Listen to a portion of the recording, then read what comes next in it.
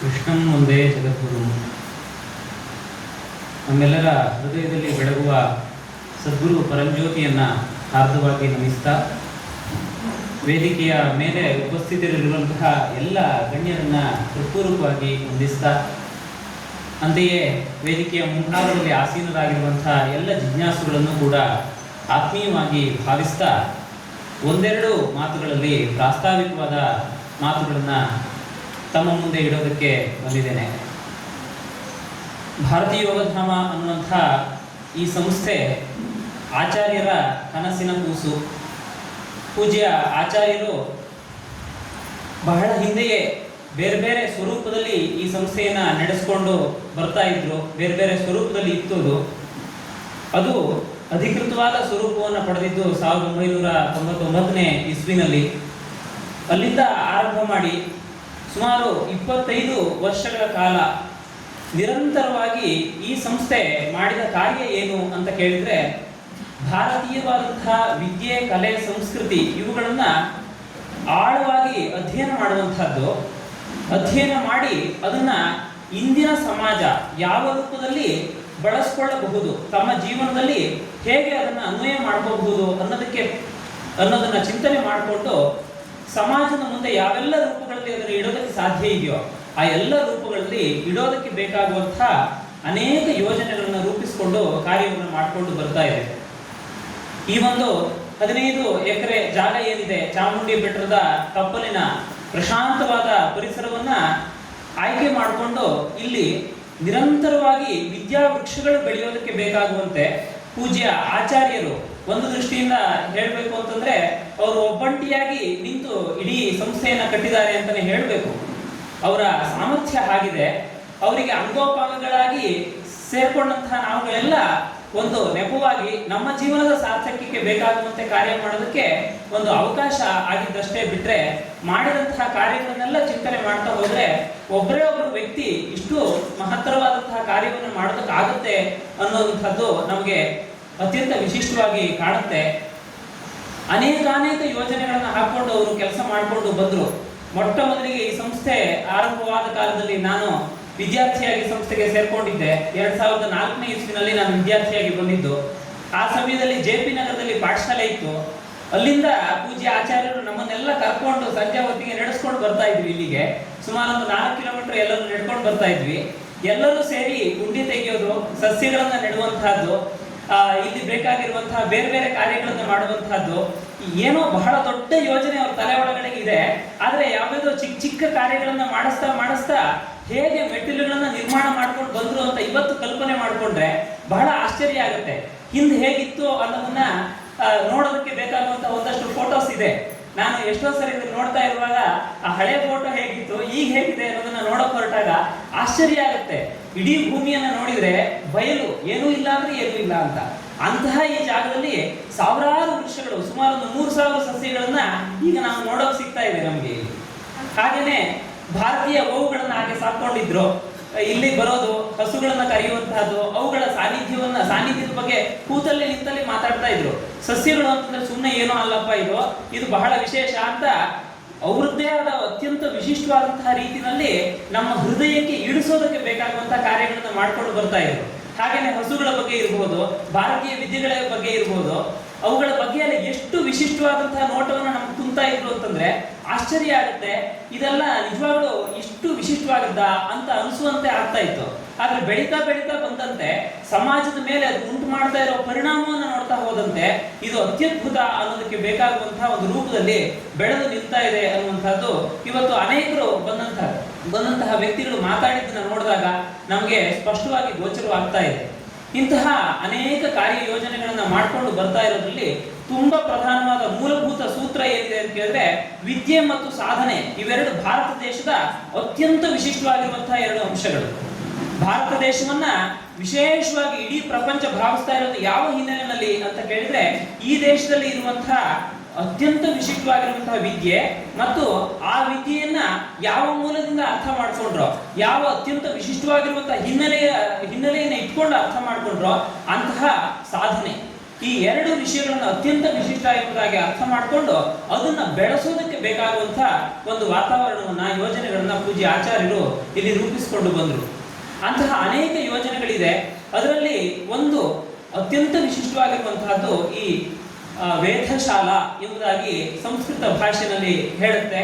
ಗ್ರಹ ನಕ್ಷತ್ರಗಳನ್ನ ವೇಧೆ ಮಾಡೋದಕ್ಕೆ, ಅವುಗಳ ಸ್ಥಿತಿಗತಿಗಳನ್ನ ಅರ್ಥ ಮಾಡ್ಕೊಳ್ಳೋದಕ್ಕೆ ಬೇಕಾಗುವಂತೆ, ಖಗೋಳವನ್ನ ನೋಡೋದಕ್ಕೆ ಬೇಕಾಗುವಂತೆ ಭಾರತೀಯ ವಿಜ್ಞಾನಿಗಳು, ಭಾರತೀಯ ಋಷಿ ಮಹರ್ಷಿಗಳು ಯಾವ ರೂಪದ ಒಂದು ವ್ಯವಸ್ಥೆಯನ್ನು ಇಟ್ಕೊಂಡಿದ್ರೋ ಅದನ್ನ ಅರ್ಥ ಮಾಡ್ಕೊಳ್ಳೋದಕ್ಕೆ ಬೇಕಾಗುವಂತೆ ಜ್ಯೋತಿರ್ಧಾಮ ವೇದಶಾಲಾ ಎಂಬುದಾಗಿ ಒಂದು ವೇದಶಾಲೆ, ಜಂತರ್ ಮಂತರ್ ಅಂತ ಉತ್ತರದಲ್ಲಿ ಪ್ರಸಿದ್ಧ, ಅವುಗಳನ್ನ ನಿರ್ಮಾಣ ಮಾಡೋದಕ್ಕೆ ಬೇಕಾಗುವಂತಹ ಮಾತುಗಳನ್ನ ಆಚಾರ್ಯರು ಆಡ್ಕೊಂಡು ಬರ್ತಾ ಇದ್ರು. ಇಷ್ಟು ದೊಡ್ಡ ಕಾರ್ಯವನ್ನ ಮಾಡೋದಕ್ಕೆ ಸಾಧ್ಯ ಇದೆಯಾ ಅಂತ ಅನೇಕ ಬಾರಿ ವಿಸಿಟ್ ಮಾಡಿದ್ವಿ, ಆಚಾರ್ಯರ ಜೊತೆಗೆ ಹೋಗಿ ಸಂದರ್ಶನ ಮಾಡಿದ್ವಿ. ಅದು ಎಲ್ಲವನ್ನು ನೋಡಿದಾಗ ಈ ತರಹದ ಒಂದು ಯಾರೋ ರಾಜ ಮಹಾರಾಜರು ಮಾಡಬಹುದು, ನಾವು ಇಂತಹದನ್ನ ಮಾಡೋದಕ್ಕೆ ಸಾಧ್ಯ ಇದೆಯಾ ಅನ್ನುವ ಪ್ರಶ್ನಾತ್ಮಕವಾದಂತಹ ಭಾವ ಅನೇಕರಲ್ಲಿ ಮೂಡಿದ್ದಿದೆ, ಕೇಳಿದ್ದಿದೆ. ಆದ್ರೆ ಇಂದು ಅದು ಒಂದು ರೂಪಕ್ಕೆ ಬರ್ತಾ ಇದೆ. ಒಂದು ಸ್ವರೂಪವನ್ನು ನಾವು ಅತ್ಯಂತ ಸ್ಪಷ್ಟವಾಗಿ ನೋಡೋದಕ್ಕೆ ಬೇಕಾಗುವಂತೆ ಆಗ್ತಾ ಇದೆ. ಆ ರೂಪಕ್ಕೆ ತರೋದಕ್ಕೆ ಬೇಕಾಗುವಂತೆ ಆ ಯೋಜನೆ ಇವತ್ತು ನಮ್ಮ ಮುಂದೆ ನಿಂತಿದೆ ಅನ್ನೋದು ಅತ್ಯಂತ ಸಂತೋಷದ ವಿಷಯ. ಆ ಕಾರ್ಯದ ಅಂಗವಾಗಿ ನಮಗೆ ತುಂಬಾ ಪ್ರಧಾನವಾಗಿದ್ದು ಒಂದು, ಅದ್ರ ಬಗ್ಗೆ ಸಂಶೋಧನೆಗಳು ನಡೀಬೇಕು, ಮತ್ತು ಸಂಶೋಧನೆಗಳು ನಡೆದು ಭಾರತೀಯರ ಖಗೋಳ ವಿಜ್ಞಾನ ಎಷ್ಟು ಆಳವಾಗಿತ್ತು ಅನ್ನೋದ್ರ ಬಗ್ಗೆ ಸಮಾಜಕ್ಕೆ ತಿಳುವಳಿಕೆ ಕೊಡಬೇಕು ಅನ್ನುವಂತಹ ಎರಡು ಪ್ರಧಾನವಾದಂತಹ ಉದ್ದೇಶವನ್ನು ಇಟ್ಕೊಂಡು ಆ ಕಾರ್ಯವನ್ನು ಮಾಡ್ಕೊಂಡು ಬಂದಿದ್ದಾಗಿದೆ. ಅದರ ನೇರದಲ್ಲಿ ಒಂದು ಅವಕಾಶ ನಮಗೆ ಅನೇಕ ಹಿರಿಯರಿಂದ ಒದಗಿ ಬಂತು. ಶ್ರೀಯುತ ಶಿವಶಂಕರ ಶಾಸ್ತ್ರಿಗಳು ಮತ್ತು ಶ್ರೀಮತಿ ಶೈಲಜಾ ಅವರು, ಇವೇ ಮೊದಲಾದ ಅನೇಕರು ನಮಗೆ ಉಜ್ಜಯಿನಿಯಲ್ಲಿ ಒಂದು ಕಾಂಪಿಟೇಷನ್ ನಡೀತಾ ಇದೆ ಈ ಖಗೋಳಕ್ಕೆ ಸಂಬಂಧಪಟ್ಟಂತೆ, ಹಾಗಾಗಿ ನಿಮ್ಮ ಸಂಸ್ಥೆಯಿಂದ ಇದಕ್ಕೆ ನೀವು ರೆಪ್ರೆಸೆಂಟ್ ಮಾಡಬೇಕು, ಇದರಲ್ಲಿ ಭಾಗವಹಿಸಿ ಅಂತ ಅವರು ಪ್ರೋತ್ಸಾಹಿಸಿದರು. ನಮ್ಮ ಸಂಸ್ಥೆ ಇದೇ ಕಾರ್ಯವನ್ನೇ ಮಾಡ್ತಾ ಇರೋದಾದ್ರಿಂದ ನಮ್ಮ ವಿದ್ಯಾರ್ಥಿಗಳನ್ನು ಇಟ್ಕೊಂಡು ನಾವು ಅವಶ್ಯವಾಗಿ ಈ ಕಾರ್ಯವನ್ನು ಮಾಡೋಣ ಎಂಬುದಾಗಿ ಒಂದು ಸಾಹಸಕ್ಕೆ ಕೈ ಹಚ್ಚಿದ್ದಾಯಿತು. ಕೈ ಹಚ್ಚಿ ಅದು ಎಷ್ಟು ಅತ್ಯಂತ ಸಂತೋಷಕರವಾಗಿ ಮುಕ್ತಾಯ ಆಯಿತು ಅಂತಂದ್ರೆ, ಆ ಪ್ರದರ್ಶನಿಗೆ ನಾವು ಏನು ಹೋಗಿದ್ವಿ ಉಜ್ಜಯಿನಿಗೆ ಹೋದಾಗ ಬಂದಂತಹ ಎಲ್ಲ ವ್ಯಕ್ತಿಗಳು ಮಾಡಿದ ಕಾರ್ಯವನ್ನ ಮಕ್ಕಳು ಏನಲ್ಲಿ ಎಕ್ಸ್ಪ್ಲೈನ್ ಮಾಡಿದ್ರು ಅದನ್ನ ಎಲ್ಲವನ್ನ ನೋಡಿ ಇಷ್ಟು ಅದ್ಭುತವಾಗಿದೆಯಾ ಭಾರತೀಯ ವಿದ್ಯೆ ಅನ್ನುವಂಥದ್ದು, ಖಗೋಳ ಅನ್ನುವಂಥದ್ದು ಎಂಬುದಾಗಿ ಪ್ರಶಂಸೆಯ ಮಾತುಗಳನ್ನು ಆಡಿದಾಗ ಇದೊಂದು ಅದ್ಭುತ ಅಂತ ಅನಿಸೋದಕ್ಕೆ ಬೇಕಾಗುವಂತೆ ನಮಗೆ ಭಾವ ಮೂಡುವಂತೆ ಆಯಿತು, ಮತ್ತು ನಾವು ಮಾಡಿದ ಕಾರ್ಯ ಸಾರ್ಥಕ ಅನ್ನುವಂತಹ ಒಂದು ಚಿಂತನೆ ಬರುವಂತೆ ಆಯಿತು. ಆ ಕಾರ್ಯದ ನೇರದಲ್ಲಿ ಯಾವೆಲ್ಲ ವಿದ್ಯಾರ್ಥಿಗಳು ಭಾಗವಹಿಸಿದ್ರು ಎಲ್ಲ ವಿದ್ಯಾರ್ಥಿಗಳು ಅತ್ಯಂತ ನಿಷ್ಠೆಯಿಂದ ಒಂದು ಹಗಲು ರಾತ್ರಿ ಅಂತ ಹೇಳಿದ್ದೇನೆ ಅಂತ ಹೇಳಬೇಕಾಗುತ್ತೆ, ಅಷ್ಟು ಪರಿಶ್ರಮಿಸಿದ್ದಾರೆ ವಿಷಯವನ್ನು ಅರ್ಥ ಮಾಡ್ಕೊಳ್ಳೋದಕ್ಕೆ. ಸುಮಾರು 1 ತಿಂಗಳು ಒಳಗಡೆಗೆ ಈ ಖಗೋಳದ ಮೂಲಭೂತ ಚಿಂತನೆಗಳನ್ನು ಪೂರ್ತಿ ಅವರಿಗೆ ನಾವು ಅರ್ಥ ಮಾಡಿಸಿ ಅವ್ರನ್ನ ಅಲ್ಲಿ ಕರ್ಕೊಂಡು ಹೋಗಿದ್ವಿ. ಇಂಗ್ಲಿಷು ಹಿಂದಿ ಭಾಷೆಗಳಲ್ಲಿ ಅತ್ಯಂತ ವ್ಯವಸ್ಥಿತವಾಗಿ ಅವರಲ್ಲಿ ಎಕ್ಸ್ಪ್ಲೈನ್ ಮಾಡಿದ್ರು. ಇದನ್ನೆಲ್ಲ ನೋಡಿದಾಗ ಅವರಿಗೊಂದು ಪ್ರತಿಭಾ ಪುರಸ್ಕಾರದ ಕಾರ್ಯಕ್ರಮವನ್ನು ಮಾಡಬೇಕು ಅನ್ನುವಂತಹ ಚಿಂತನೆಯನ್ನು ಇಟ್ಕೊಂಡು ಸಂಸ್ಥೆ ಇವತ್ತು ಈ ಕಾರ್ಯವನ್ನು ಹಮ್ಮಿಕೊಂಡಿದೆ. ಇದ್ರ ಜೊತೆಗೆ ಸೇರ್ಕೊಂಡಿರುವಂತಹ ಇನ್ನೊಂದು ಪ್ರಸಾರದ ಕಾರ್ಯ ಪುಸ್ತಕ ಲೋಕಾರ್ಪಣೆ. ಪೂಜ್ಯ ಆಚಾರ್ಯರು ಯೋಗದ ಕ್ಷೇತ್ರದಲ್ಲಿ ಅತ್ಯಂತ ವಿಶಿಷ್ಟವಾಗಿರುವಂತಹ ಸ್ಥಾನವನ್ನ ಮೈಸೂರು ಮೊದಲಾದ ಕ್ಷೇತ್ರದಲ್ಲಿ, ಹಾಗೇನೆ ದೇಶ ವಿದೇಶಗಳಲ್ಲಿ ಅವರು ಪಡ್ಕೊಂಡವರು ಆಗಿದ್ದಾರೆ. ಅದು ಎಷ್ಟು ಆಳವಾದದ್ದು ಅನ್ನೋದನ್ನ ಅರ್ಥ ಮಾಡಿಸೋದಕ್ಕೆ ಬೇಕಾಗುವಂತಹ ತುಣುಕಾಗಿರುವಂತಹ ಕೆಲವು ಕಾರ್ಯಗಳಾಗಿ ಅನೇಕ ಪುಸ್ತಕಗಳು ಅವರಿಂದ ಹೊರಗಡೆ ಬಂದಿದೆ. ಅದರಲ್ಲಿ ಒಂದು ಪುಸ್ತಕ ಸೂರ್ಯ ನಮಸ್ಕಾರವನ್ನ ಕುರಿತು ಅವರು ಚಿಕ್ಕದಾಗಿರುವಂತಹ ಒಂದು ಹೊತ್ತಿಕೆಯನ್ನ ಇಂದು ಲೋಕಾರ್ಪಣೆ ಮಾಡ್ತಾ ಇದ್ದಾರೆ. ಈ ಎರಡು ಕಾರ್ಯಗಳನ್ನ ಒಟ್ಟಾಗಿ ಜೋಡಿಸಿಕೊಂಡು ಈ ಒಂದು ಕಾರ್ಯಕ್ರಮವನ್ನ ಇಂದು ಯೋಜಿಸಿಕೊಂಡಿದ್ದೇವೆ.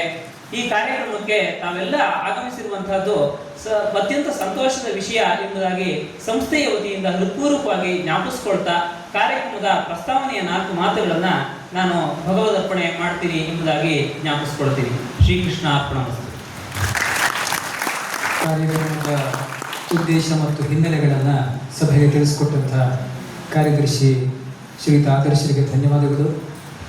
ಇದೀಗ ಈ ಕಾರ್ಯಕ್ರಮದ ಉದ್ಘಾಟನೆಯನ್ನು ವೇದಿಕೆಯಲ್ಲಿರುವ ಎಲ್ಲ ಗಣ್ಯರು ವೇದಿಕೆಯ ಎಡಪಾರ್ಶ್ವದಲ್ಲಿರುವ ಶ್ರೀಕೃಷ್ಣನಿಗೆ ಪುಷ್ಪಗಳನ್ನು ಸಮರ್ಪಿಸುವ ಮೂಲಕ ಮಾಡಿಕೊಡ್ಬೇಕು ಎಂಬುದಾಗಿ ಪ್ರಾರ್ಥಿಸ್ತೇನೆ.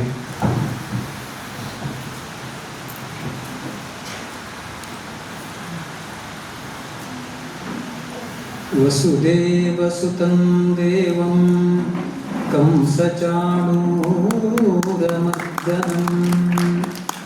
ದೇವಕೀ ಪರಮಾನಂದಂ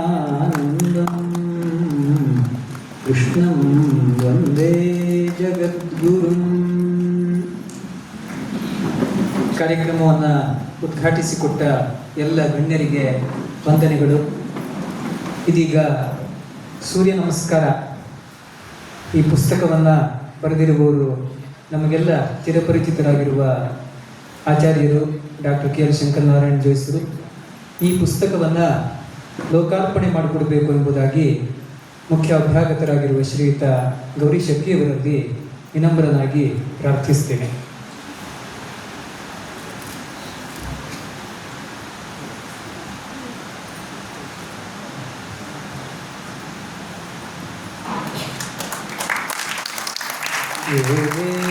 ಸವಿತಾಸ್ಮಾಕಂ ಧಿಯೋ ಧರ್ಮಾದಿಗೋಚರಃ ಪ್ರೇರಣೇತಸ್ಯ ಯದ್ಭದ್ರಃ ತದ್ವರೇಣ್ಯಮುಪಾಸ್ಮಹೇ.